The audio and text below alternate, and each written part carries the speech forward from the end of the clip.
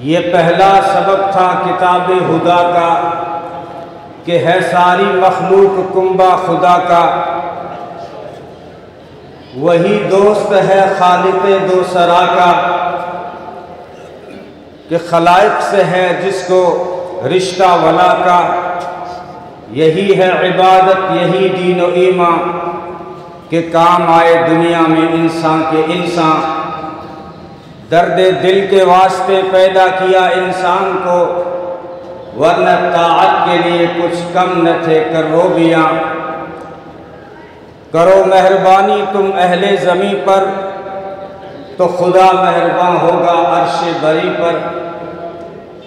गर खिदमते खलक की हो सआदत, कोई इससे बढ़कर इबादत नहीं है। ये नेकी है दो बोल मीठे जो बोलो, फ़कत एक तहज्जुद ही इबादत नहीं है।